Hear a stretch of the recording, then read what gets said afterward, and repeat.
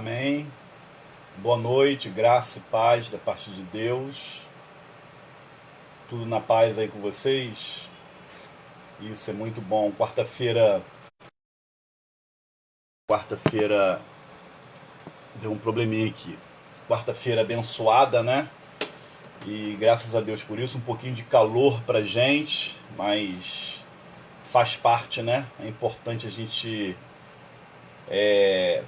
ter todas as estações, né? Eu quero orar, começar com uma oração, e nessa oração eu quero incluir a Eli, a sua família, incluir a sua filha, nesse dilema que eles estão vivendo, que o Senhor esteja consolando, fortalecendo, dando ânimo no meio das lutas, que Deus possa abençoar esse estado que a irmã está passando, e que Ele dê força a ela para poder superar esse tempo. Eu quero orar também pelos nossos casamentos, orar pela nossa juventude, orar pelas crianças. Estamos chegando no mês de outubro, o mês das crianças. A gente tem sentido falta das crianças, evidente. A igreja está um pouco em silêncio, mas a gente vai tentar preparar alguma coisa no virtual mesmo, alguma coisa para a gente poder trabalhar com as crianças agora em outubro também, tá? Vamos estar orando, né? É importante orar pela palavra de Deus. Nós vamos ler o Salmo 3. Estamos nessa pegada aí do Salmo 1, 2, hoje é o 3. Que você possa já deixar aberta a sua Bíblia, seu smartphone, enfim, pegar sua caneta. Às vezes é verdade, a gente fala algumas coisas aqui que não dá muito tempo de você raciocinar vendo a Bíblia, é evidente, porque não é uma aula, né? Você não para, é uma mensagem, é um estudo bíblico, é um estilo mensagem, enfim. Mas você deve ter sua caneta, anotar e, na necessidade, recorrer novamente ao vídeo, fica lá postado, para você tirar suas dúvidas, mandar para mim, enfim, poder ter um estudo mais apurado da palavra de Deus. Vamos orar nesse tempo. Deus, nós te agradecemos, te louvamos por essa oportunidade, por essa alegria do Luiz, Pai, que contagia, ó Deus, o nosso coração para o bem. Abençoe a ele, a Zildeia, o ministério desse casal. Obrigado por essa oportunidade que eles nos ministram, ó Pai, e nos conduzem na adoração ao Senhor. Muito obrigado, fortaleça-os, Pai. A gente coloca o nosso casamento diante de Ti. A gente precisa, ó Pai, muito das nossas esposas, dos maridos, da união, da família. A gente pede a Tua bênção pelos casais, pelos casamentos. Ó Pai, nesse tempo de algumas dificuldades que ainda estamos vivendo, que o Senhor venha nos encher da sabedoria do Senhor, para que haja paz na nossa casa, para que haja harmonia nas nossas relações. Toma nas Suas mãos as nossas crianças, esse tempo, ó Pai, afastadas da casa do Senhor, por imposição do tempo que a gente está vivendo. Abençoe a cada uma, os seus pais, dê criatividade, a escola, tudo isso que a gente se preocupa, os retornos que daqui a pouco vão estar começando a acontecer, dê sabedoria às autoridades, cuida desse quadro todo, Pai, e abençoe nossas vidas agora, diante da Tua palavra. A gente quer aprender um pouco da Tua palavra, a gente quer pegar as verdades da Sua palavra para nossas vidas, e a gente conta com a ação poderosa do Teu Espírito Santo sobre nossas vidas.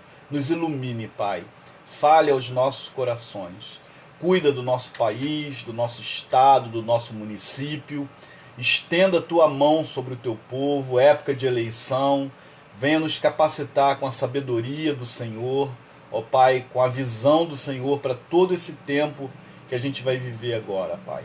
Nós rogamos a Sua presença, a Sua graça sobre nós, para a glória e louvor do Seu próprio nome, Jesus. Amém, Deus. Amém. Salmo 3, eu quero ler o Salmo 3 com você. Salmo 3 diz assim pra gente: Senhor, como tem crescido o número dos meus adversários. são numerosos os que se levantam contra mim.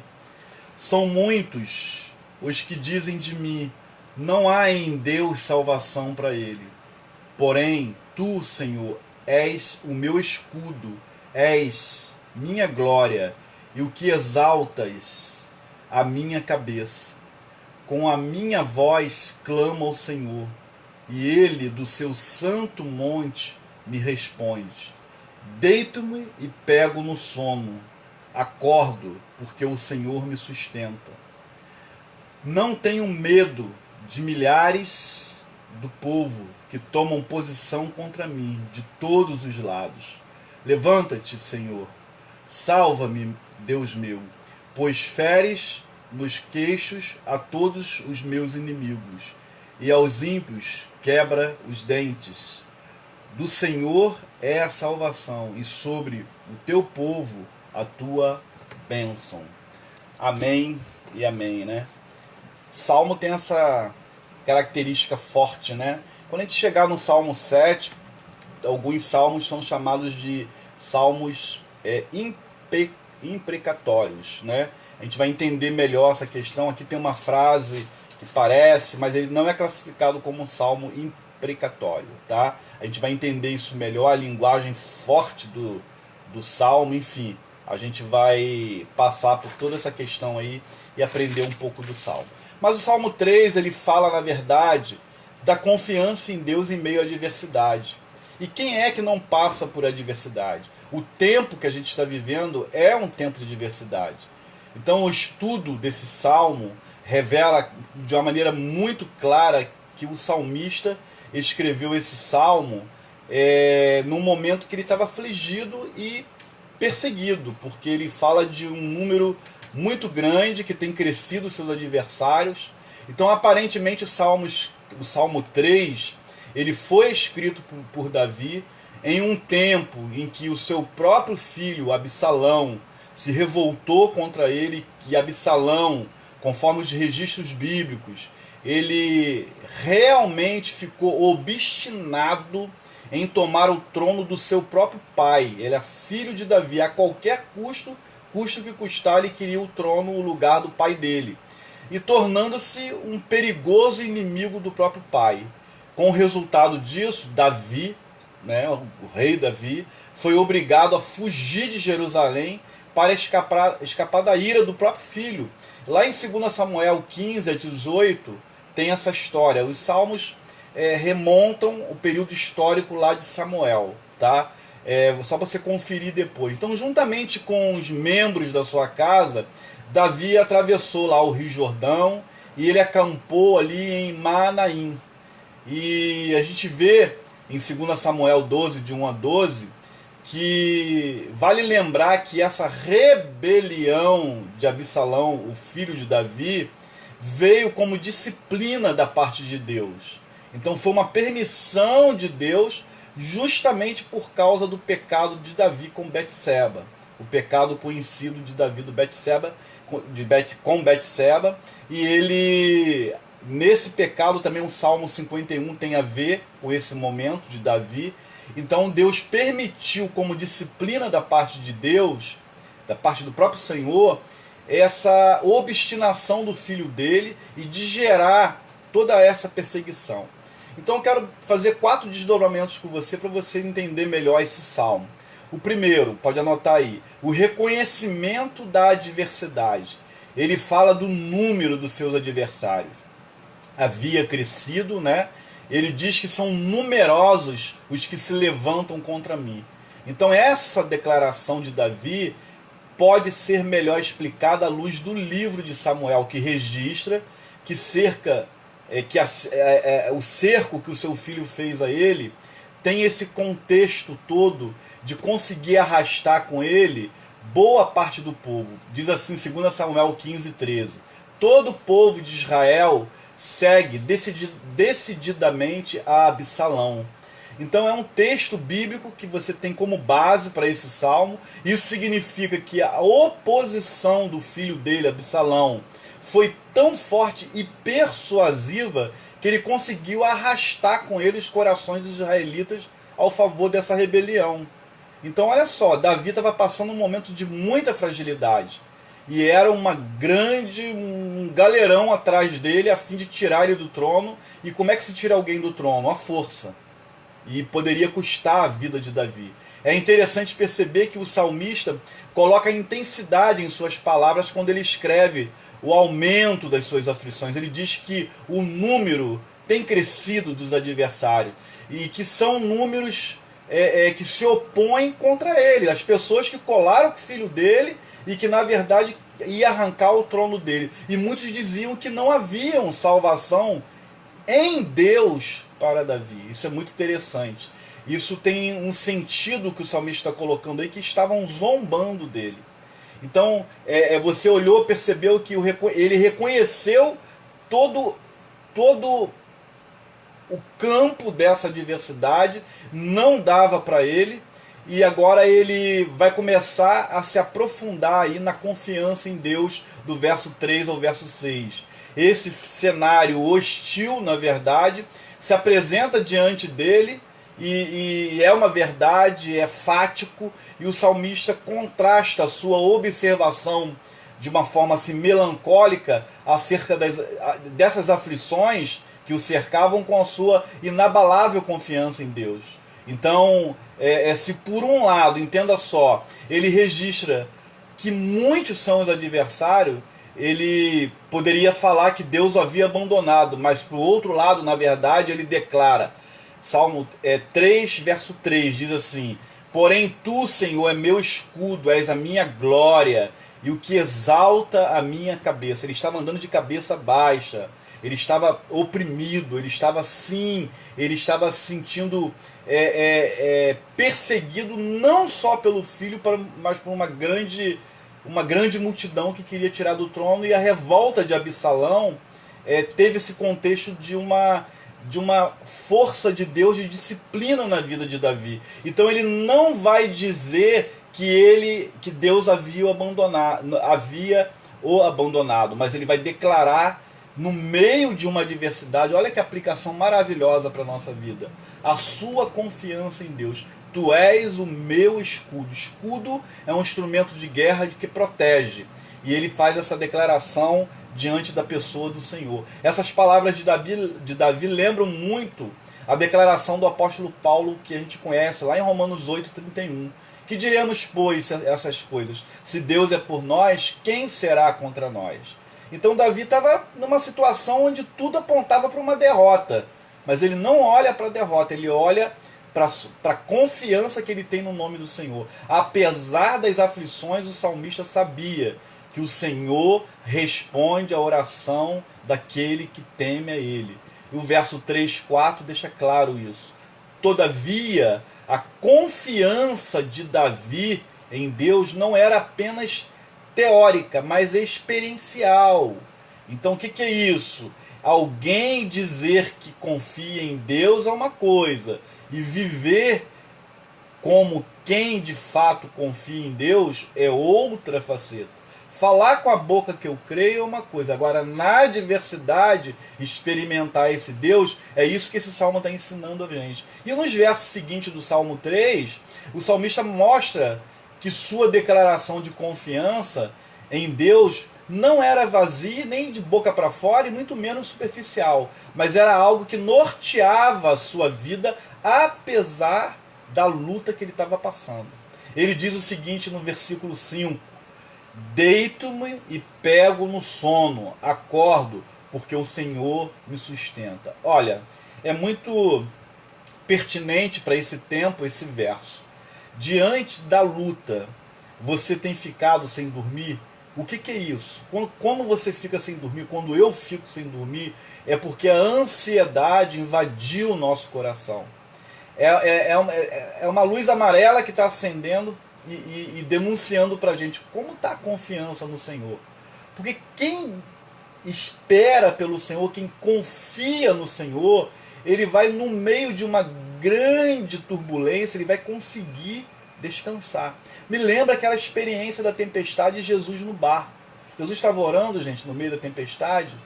Não, foram acordar Jesus afoitamente. Acorda, acorda. Você não percebe que estamos morrendo, não sei o quê. E Jesus estava ali totalmente em repouso, descansando. O que é isso? Eu não estou falando aqui que daqui para frente, olhando para esse salmo, diante de todos os problemas da sua vida, você vai ficar mil maravilhas, mas é um alerta para a gente entender quando é que a nossa confiança traz descanso para a alma, quando ela é plena, ou quando a nossa confiança ainda é superficial e precisa ser aprofundada na pessoa do Senhor. Então Davi expressa isso diante de Deus, a sua confiança, a figura de alguém que é capaz de dormir de uma forma tranquila num acampamento de guerra. Parece até bizarro isso. Ele estava no acampamento fugindo do filho. Embora o inimigo estivesse ao seu redor, na verdade, Davi viveu de uma maneira serena essa situação. Ele conseguiu descansar porque estava plena a sua confiança no Senhor. O pano de fundo da vida de Davi naquele momento, na boca de uma pessoa incrédula que não confia em Deus, de uma pessoa uma pessoa dessa poderia chamar você ou Davi de uma pessoa imprudente. Como é que o cara vai dormir? Tá vindo uma tropa atrás dele. Como é que esse cara tem que ficar alerta, ele tem que ficar atento. Aquele velho ditado, ele tem que fazer a parte dele. Mas a parte de Davi foi confiar absolutamente no Senhor. Mas não de boca, mas de coração, de alma, a ponto dele conseguir descansar. Essa ideia se apresenta como um testemunho, vamos dizer assim, vívido, do sustento e da proteção da graça de Deus sobre a vida de Davi. Embora numa situação que ele estava se acertando com Deus diante do seu pecado, Deus não se virou de Davi, não virou o rosto de Davi, melhor dizendo. Note que Davi começa dizendo no Salmo 3, são numerosos que se levantam contra mim. Mas no mesmo Salmo ele explica qual é a sua postura prática diante desse cenário que, humanamente falando, ele seria tragado, a vida dele seria levada por aqueles oponentes, pela própria ordem do filho Absalão. Ele diz, verso 6, não tenho medo de milhares do povo, que tomam posição contra mim de todos os lados. Cerco, você entende o que é isso? Às vezes o cerco não pode vir com um número de pessoas. Observou que o cerco pode chegar na nossa vida através dos acontecimentos. Aqui na experiência de Davi, era realmente o ser humano, mas o cerco às vezes pode chegar numa situação de fragilidade emocional, numa situação de uma saúde, de um diagnóstico, numa situação de uma separação, numa situação ao lidar com um filho, com uma filha rebelde, numa situação em que os recursos financeiros estão escassos. E aí o cerco, e geralmente quando a gente entra em uma crise, geralmente não é uma única crise. Algumas crises nos cercam. A gente se vê cercado como Davi aqui.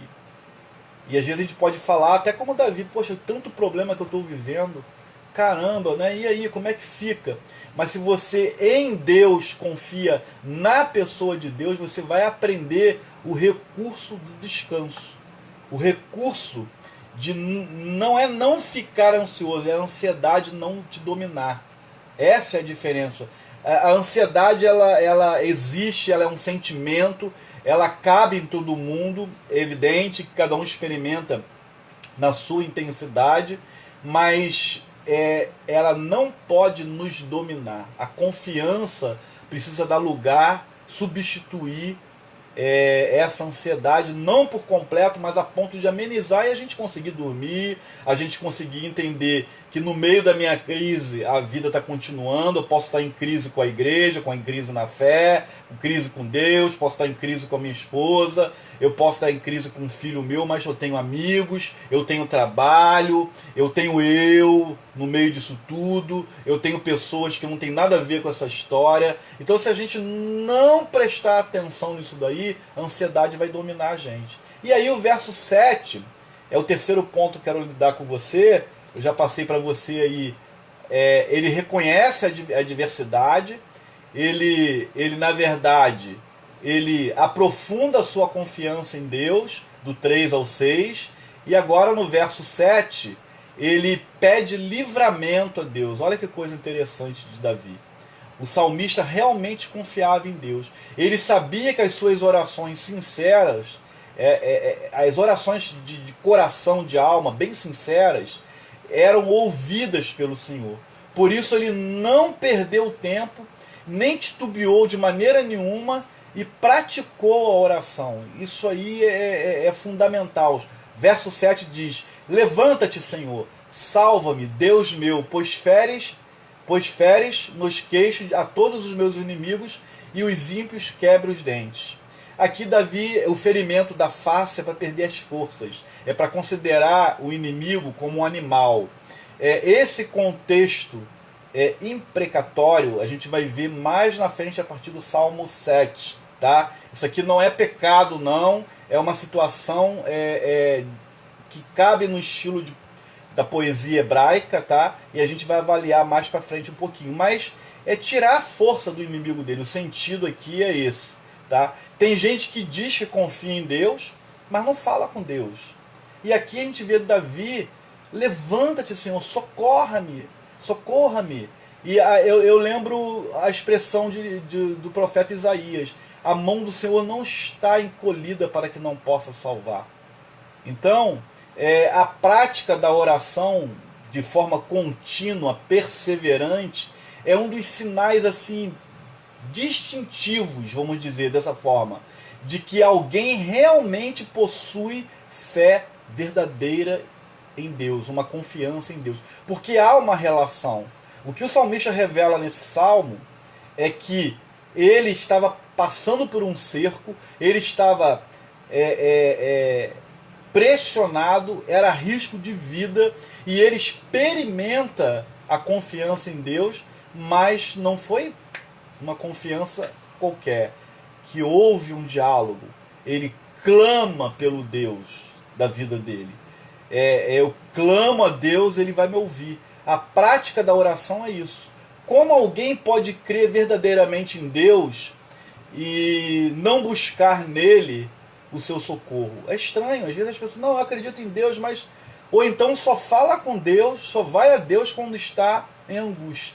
Não vai a Deus em gratidão, não lembra de celebrar ao Senhor pelas bênçãos derramadas na vida. Fica uma relação esquisita, uma relação meio que me dá porque tu me podes, se quando tu me der eu te reconheço, quando não der tá tudo bem, vida que segue.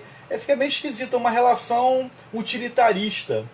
Muitas pessoas dizem que acreditam em Deus, mas travam uma relação com Deus só para as bênçãos de Deus. Isso não faz o menor sentido, isso não é uma espiritualidade sadia. A espiritualidade sadia, ela perpassa pela vida que sofre. Nós sofremos na vida. Davi estava sofrendo na vida aqui. Você sofre os cercos, dentre vários que eu já citei aqui para você, e talvez eu nem citei o teu, mas você se sente cercado. E aí o que vale? Pedir o livramento, clamar a Deus, clamo ao Senhor. É muito interessante essa expressão dele. E é na oração, né?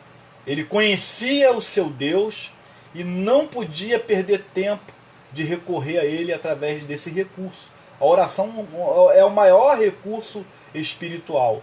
Os intérpretes enxergam aqui essa oração de Davi, os estudiosos do Antigo Testamento, dos Salmos e tudo mais, como um tipo de grito de guerra, alguém evocando a presença de Deus numa batalha.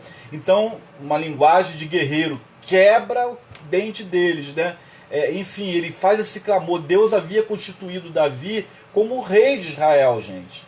E qualquer um que quisesse usurpar essa posição de rei estava desprezando o próprio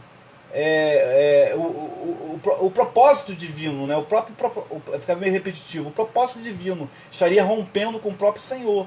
Então estava querendo colocar a sua força acima da vontade de Deus. Isso que o filho dele encontrou a forma de tirar o trono do pai. Ele ia usar a força bélica, ele ia usar os armamentos da época, homens fortes, para tirar Davi do trono e até matar Davi. Então por isso o rei Davi diz que seus adversários são apenas meros desafetos, né? Que não são, desculpa, meros desafetos, mas na verdade são ímpios, que é ímpio na linguagem aqui do Salmo? Inimigo de Deus. Então quem estava querendo fazer isso, ele usa a expressão ímpios. Então, feres o queixo, refere-se a um golpe no rosto. Significa um sinal de grande humilhação. A pessoa perde a força. Uma pessoa que leva uma pancada muito forte no rosto, ela fica atordoada, ela perde as forças. No queixo, desloca o queixo. A expressão de quebra os dentes significa que Davi comparava os ímpios também. A gente vai ver isso mais na frente um pouquinho, tá? Eu vou trocar umas palavras legais com vocês sobre isso aí. Estou estudando ainda, não sei todas as coisas. Então, quando ele fala quebra os dentes, significa que os ímpios estavam sendo comparados aos animais selvagens que devoram tudo. Então, a única maneira de segurar é que eles precisam ter os dentes quebrados.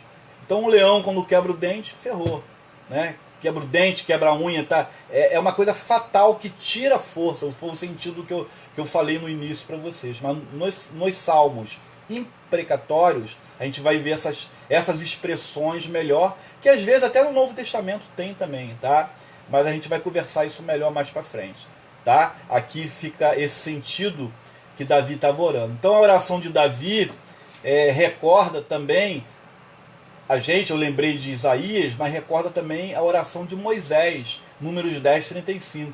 Levanta-te, Senhor, e dissipados sejam os teus inimigos, fujam diante de ti os que te odeiam. Então, essa forma forte de orar por aqueles que perseguem os servos de Deus, os servos de Deus entendem que é uma perseguição direta com o Senhor. Então, por isso que nesse tempo aqui há essa expressão de uns vocabulários que a gente às vezes fica com dificuldade de entender. Então ele pede o livramento dessa forma, como um guerreiro, como alguém que estava num acampamento, embora dormindo, descansando na confiança em Deus, mas ele pede o livramento a Deus da sua angústia. E por último, o reconhecimento da soberania de Deus. Versículo 8, o último versículo, é um salmo pequeno. Davi termina esse salmo de forma que declara de forma direta a soberania de Deus. Do Senhor é a salvação, e sobre o teu povo a tua bênção. Aqui os comentaristas dizem pra gente que é uma resposta ao verso 2, porque no verso 2 ele declarou, parte B, não há em Deus salvação para eles. Eles estavam falando que muitos estavam falando isso dele, que não tinha esperança em Deus para Davi. E aí Davi termina esse salmo. Esse salmo ele é maravilhoso, que ele é um salmo especial, que tinha que ser entoado com instrumentos de corda, uma lira, alguma coisa da época assim.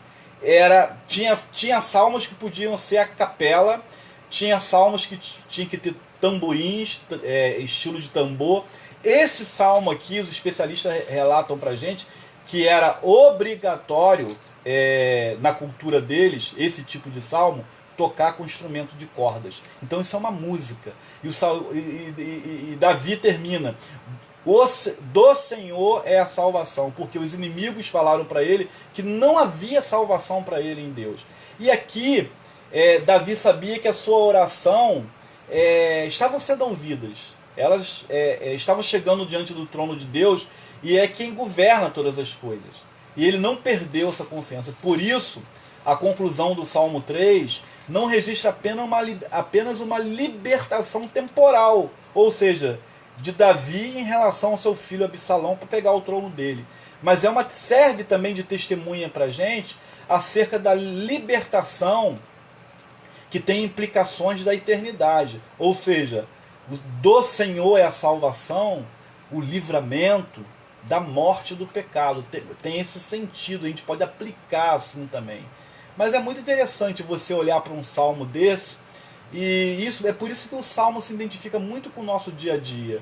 Porque você vê que há uma diversidade, Davi viu isso, são numerosos, né, os meus adversários. Você vê em Davi uma profunda confiança em Deus em um tempo em que, humanamente falando, ele tinha tudo para desistir, mas ele persiste em Deus, mesmo diante das falas, não só o acontecimento, mas o terror psicológico acontecendo. A gente vê essa profunda confiança em Deus.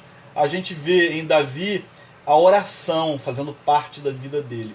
O pedido com seus lábios para o livramento, do estilo dele, para a época dele, mas ele coloca isso para o Senhor. E por último, a gente vê o encerramento magnífico, reconhecendo essa soberania de Deus. Do Senhor é a salvação e sobre o teu povo a tua bênção.